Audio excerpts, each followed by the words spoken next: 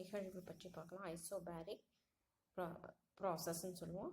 இதில் அழுத்தம் மட்டும் மாறாமல் வச்சுட்டு மீதி வெப்பநிலை, பருமன், ஆற்றல் இதெல்லாம் மாறிட்டே இருக்கும். இது மாறலே அல்ல.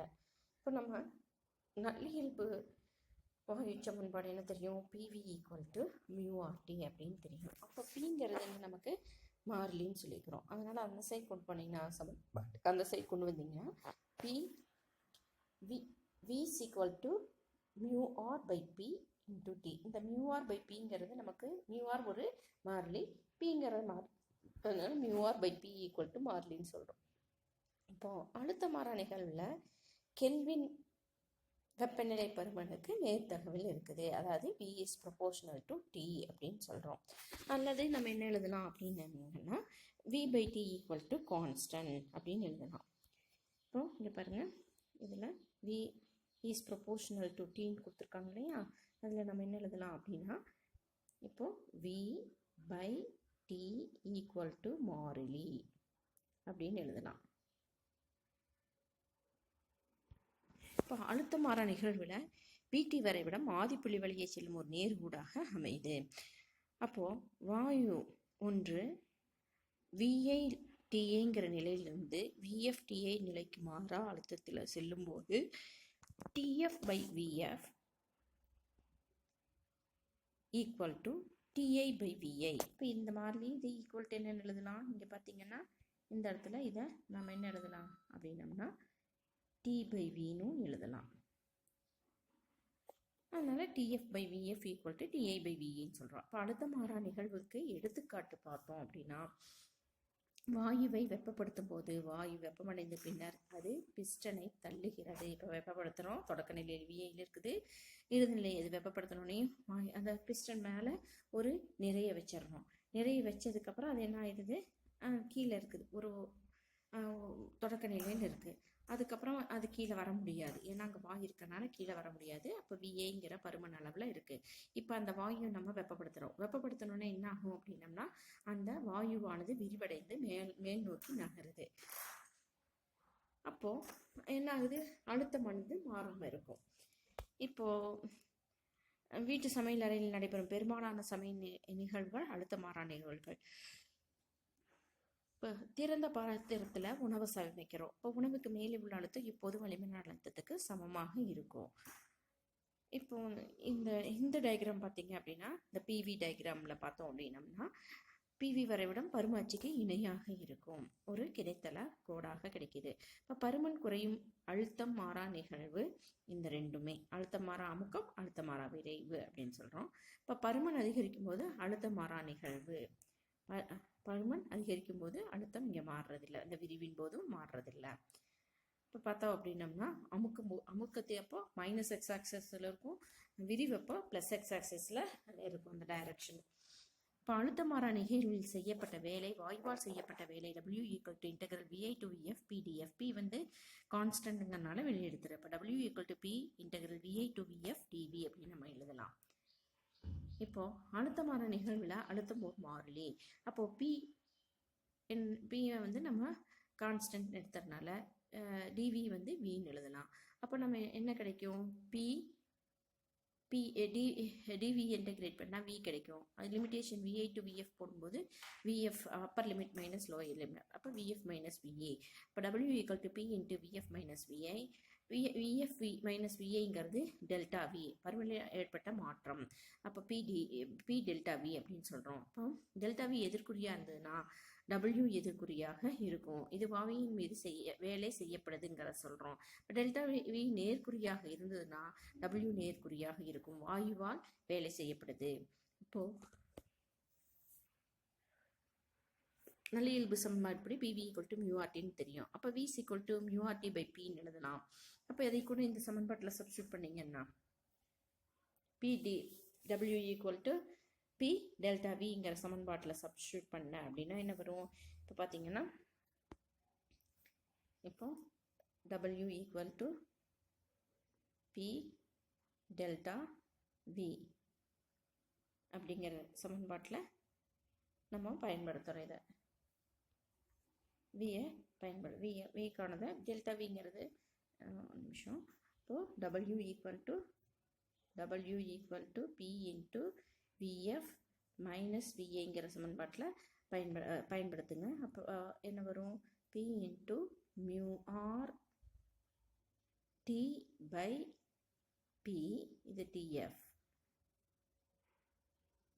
Minus mu R TI by Pன்னு வரும். அப்போ Pயை வெளியே எடுத்துட்டோம் அப்படின்னா PP கேன்சல் ஆயிரும். இப்போ மியூ ஆர் வெளியே எடுத்துட்டேன் அப்படின்னா என்ன வரும்? W equal to mu R TF minus TIன்னு கிடைக்கும். இதிலிருந்து TF வெளியே எடுத்துக்கிறேன். அப்போ mu R TF into 1 minus TI by TF அப்படின்னு கிடைக்குது. இப்போது PV வரைபடத்தில் அழுத்தம் மாறா வளைகோட்டுக்கு கீழே உள்ள பரப்பு அழுத்த மாறா நிகழ்வினால் செய்யப்பட்ட வேலைக்கு சமமாக இருக்குது. அப்போது இந்த நிழலிட்ட பகுதி எல்லாமே வாயுவால் செய்யப்பட்ட வேலைக்கு சமமாக இருக்கும். அழுத்த மாறு நிகழ்வுக்கான வெப்ப இயக்கவியல் முதல் விதியை நம்ம என்ன எழுதுறோம் அப்படின்னம்னா delta U equal to Q minus W தான். நம்ம என்ன Q மைனஸ் W நமக்கு தெரியும். Wக்கு அது பதிலாக P டெல்டா Vங்கிறத நம்ம போடுறோம்.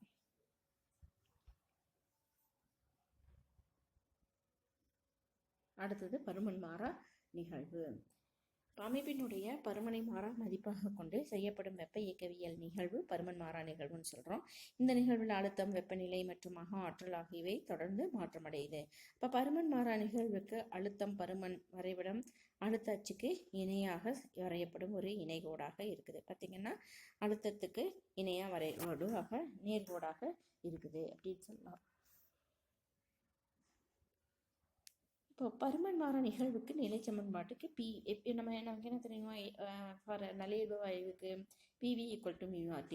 இப்போ V தான் நம்ம கான்ஸ்டன்ட் மாறிலின்னு சொல்லிக்கிறோம். அப்போ P equal to mu R by V into Tன்னு எழுதலாம். அப்போ மியூ ஆர் பை Vங்கிறது ஒரு மாறிலி. அப்போ P இஸ் ப்ரொபோர்ஷனல் டு Tன்னு சொல்லலாம். அப்போ P by T equal to நம்ம என்னென்னு எழுதலாம்? P by T equal to constant அப்படின்னு எழுதலாம். P is proportional to Tனா P by T equal to constant, அதாவது மாறிலி அப்படின்னு நம்ம எழுதலாம். இப்போ அழுத்தம் வெப்பநிலைக்கு நேர்த்திகள் இருக்குன்னு சொல்கிறாங்க. அப்போ PT வரைபடம் வந்து ஆதிப்புள்ளி வழியே செல்லும் நேர்கோண்டாகும் அப்படிங்கிறாங்க. அப்போது TAங்கிறது தொடக்க புள்ளியிலிருந்து வாயுவானது TFங்கிற இறுதி புள்ளிக்கு மாறா பருமநிலை செல்லும் போது அமைப்பு எப்படி எழுதலாம்? இப்போ நம்ம இந்த இடத்துல நம்ம என்ன எழுதுகிறோம்? P is proportional to Tன்னு எழுதுகிறோம். அப்போது நம்ம என்ன எழுதலாம்? இதுக்கு P by T equal to மாறிலி.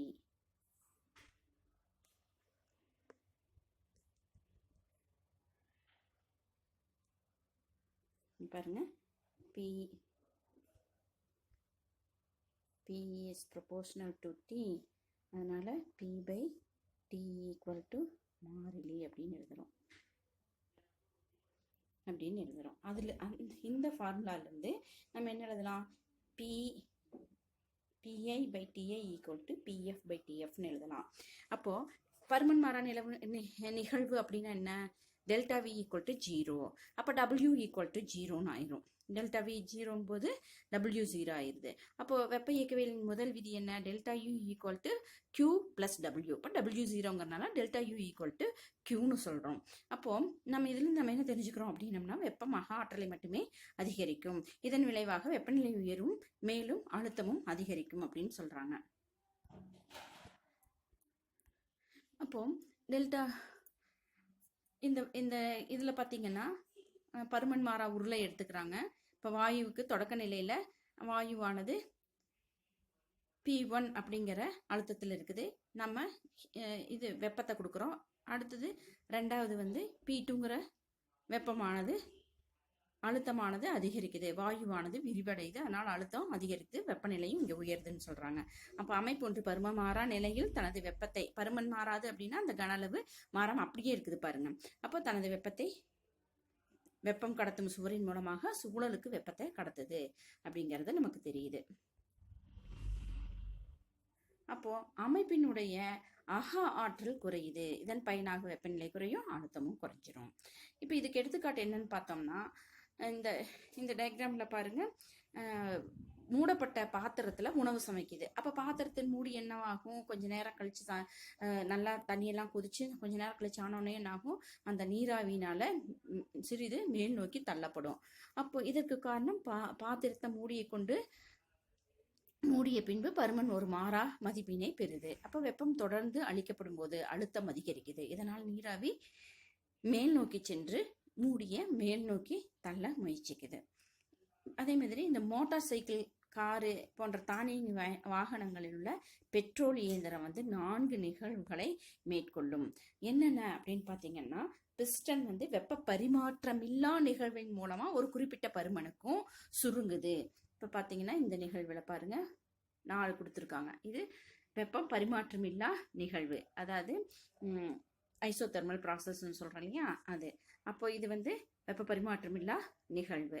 அடுத்தது பார்த்தீங்க அப்படின்னா, வெப்ப பரிமாற்றமில்லா நிகழ்வில் என்ன ஆகுது அப்படின்னம்னா, பருமனானது சுருங்குது. அடுத்தது காற்று பிளஸ் எரிபொருள் கலவையினுடைய பருமனை மாறிலியா வச்சுக்கிறாங்க. அப்போ இங்கே என்ன பருமன் மாறா நிகழ்வு கிடைக்குது. 2வது வெப்பமானது கொடுக்கப்படுது. இதன் விளைவாக வெப்பநிலையும் அழுத்தமும் அதிகரிக்குது. இது பருமன் மாறா நிகழ்வு. 3வது பார்த்தீங்கன்னா வெப்ப பரிமாற்றமில்லா விரிவு. ஃபர்ஸ்ட் வெப்ப பரிமாற்றமில்லா அமுக்கம் சொல்றோம், அடுத்தது பருமன் மாறா நிகழ்வு, அடுத்தது வெப்ப பரிமாற்றமில்லா விரிவு. அப்போ 4வது என்ன ஆகுது அப்படின்னா, பிஸ்டனை இயக்காமல் பருமன் மாறா நிகழ்வு மீண்டும் ஏற்பட்டு வெப்பமானது வெளியேற்றப்படுகிறது. பருமன் மாறா நிகழ்வு தான் அதுவும்.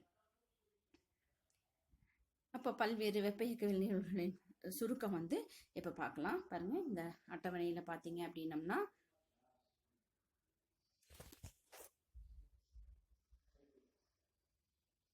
இப்போ பாருங்க, வெப்பநிலை மாறா நிகழ்வுல விரிவுல Q is greater than வெப்பம் greater than 0வா இருக்குது. வெப்பநிலை மற்றும் அக ஆற்றல் மாறிலியா இருக்கு, அழுத்தம் குறையுது. அதுவே பருமன் அதிகரிக்குது. நிலை சமன்பாடு PV ஈக்குவல் டு மாறிலி, செய்யப்பட்ட வேலை W ஈக்குவல் டு μRT நல்லியல்பு வாயு ln VF by VA greater than 0 ஆகுது. PV வரைபடம் கிடைக்குது. அது பருமன் வெப்பநிலை மாறணிகள் உள்ள அமுக்கம் Q is less than 0, வெப்பநிலை மகாட்டிலும் மாறிலியா இருக்குது, அழுத்தம் அதிகரிக்குது, பருமனானது குறையுது. அப்புறம் நிலை சமன்பாடு PV ஈக்குவல் டு மாறிலி, W ஈக்குவல் டு வேலை μRT ln VF by VA less than 0ன்னு கிடைக்குது. இப்போ PV டயக்ராம் அதுக்கு. அப்புறம் அழுத்த மாறா நிகழ்வுல விரிவு Q is greater than 0, வெப்பம் அக ஆற்றலும் அதிகரிக்குது, அழுத்தம் மாறாமல் இருக்கிறது, பருமன் அதிகரிக்கிறது. சமன்பாடு V by T மாறலி, அதாவது V is proportional to T சொன்னோம். வேலையானது W equal to P into VF minus VI, அதாவது P delta V is greater than 0. இது நமக்கு ஒரு நேர்கோடாக கிடைக்குது PV வரைபடம். அடுத்தது பார்த்தீங்கன்னா அமுக்கம், அழுத்தத்தில் அமுக்கம், அழுத்தம் மாறாத அமுக்கம். அப்போ Q is less than 0 ஆகுது, வெப்பமாக ஆற்றல் குறையுது, P அழுத்தம் மாறிலி, பருமன் குறையுது, V by T மாறிலி, வேலையானது P delta V less than 0ன்னு கிடைக்குது. இதே பருமன் மாறா நிகழ்வு எடுத்துட்டா அப்படின்னம்னா, வெப்பம் Q is greater than 0, வெப்பமும் அக ஆற்றலும் அதிகரிக்குது, அழுத்தம் அதிகரிக்கிறது, பருமன் மாறாமல் இருக்கும். அப்புறம் அதனுடைய சமன்பாடு P by T மாறிலி, P is proportional to T பார்த்தோம். அப்புறம் வேலையானது சுழியாக இங்க இருக்குது அப்படிங்கிறாங்க. அதாவது அப்புறம் இந்த PV டயக்ராமில் அந்த அழுத்தத்துக்கு இணையாக இருக்குது, நேர்கோடாக.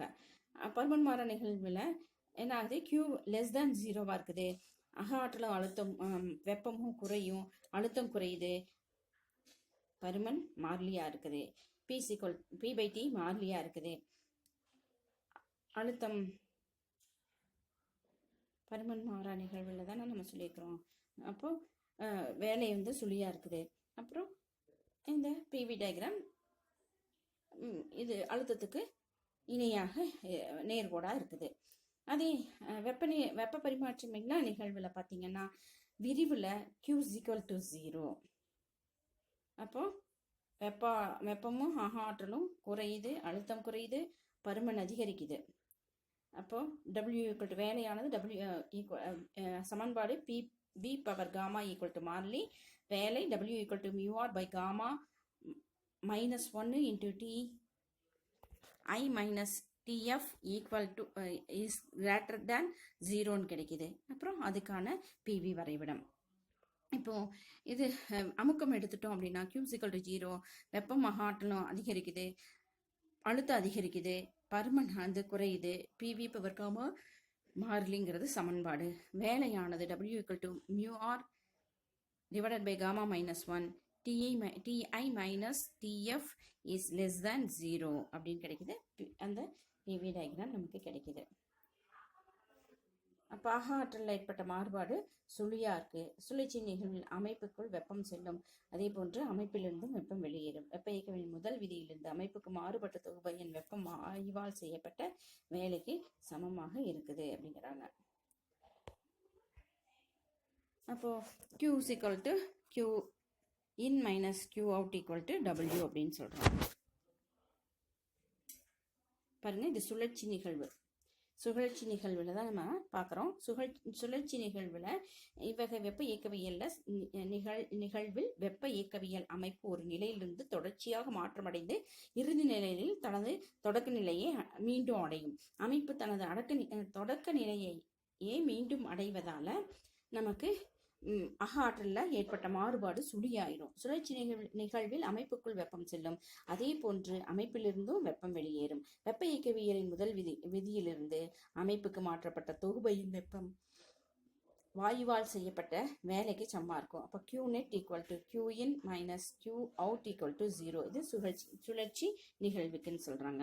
இப்போ சுழற்சி நிகழ்வுக்கான பிவி வரைபடம் பார்த்தோம் அப்படின்னம்னா, இப்போ வியை வந்து எக்ஸ் ஆக்சிஸ்லையும் பிஏ ஒய் ஆக்சிஸ்லையும் எடுத்துக்குவோம். இது நமக்கு தெரியும். அப்போ வாயுவானது சுழற்சி நிகழ்வினை மேற்கொள்ளுது. அப்போ வாயு ஒரு விரிவு மற்றும் ஒரு அமுக்கத்துக்கு பின்பு தனது தொடக்க நிலையை அடையுது அப்படின்னு சொல்றோம். அதாவது விரிவுக்கு வந்து CBA, அமுக்கத்துக்கு வந்து ADCன்னு சொல்கிறோம். இப்போ இந்த பிவி வரைபடத்தில் இங்கே க்ரீன் கலரில் போட்டிருக்காங்க பாருங்கள். CBA கீழே இருக்கிறது ஃபுல்லாக என்னது, அது செய்யப்பட்ட CBA அந்த வாயுவின் விரிவினால் செய்யப்பட்ட வேலை. இப்போ வந்து ADCங்கிறது வளைகோட்டுக்கு கீழே இருக்கிறது செய்யப்பட்ட வேலை, அமுக்கத்தினால் செய்யப்பட்ட வேலை. அப்போ தொகுபையின் வேலை என்னன்னு நமக்கு தெரியும். இது இந்த விரிவு மைனஸ் அமுக்கம் போட்டிங்கன்னா இது W1 - W2 அப்படின்னு நம்ம போட்டோம் அப்படின்னம்னா நமக்கு என்ன கிடைக்கும்? இங்கே CBADC இதுதான் நமக்கு வாயுவினால் செய்யப்பட்ட தொகுபையின் வேலை அப்படின்னு நமக்கு கிடைக்குது. அப்போ அதாவது சுழற்சி நிகழ்வின் மூலம் செய்யப்பட்ட தொகுபையின் வேலை W1 - W2 அப்படிங்கிறதுனால நமக்கு இந்த இது கிடைக்குது. அப்போ சுழற்சி நிகழ்வில் செய்யப்பட்ட தொகுபையின் வேலை சுழி கிடையாது. பொதுவாக தொகுபையின் வேலை நேர்குறியில் அல்லது எதிர்குறியில தான் இருக்கும். தொகுபையின் வேலை நேர்குறியில் இருந்ததுன்னா அமைப்பினால் செய்யப்பட்ட வேலை அமைப்பின் மீது செய்யப்பட்ட வேலையை விட அதிகமா இருக்கும். இப்போ தொகுபையின் வேலை எதிர்குறியில் இருந்ததுன்னா அமைப்பினால் செய்யப்பட்ட வேலை அமைப்பின் மீது செய்யப்பட்ட வேலையை விட குறைவாக இருக்கும். அப்போ சுழற்சி நிகழ்வில் செய்யப்பட்ட தொகுபையின் வேலை நேர்குறியாக இருந்ததுன்னா நிகழ்வின் வரைபடம் வலஞ்சுழியாக அமையும். சுழற்சி நிகழ்வில் செய்யப்பட்ட தொகுபையின் வேலை எதிர்குறியாக இருந்ததுன்னா நிகழ்வின் வரைபடம் இடஞ்சுழியாக இருக்கும் அப்படின்னு சொல்றாங்க.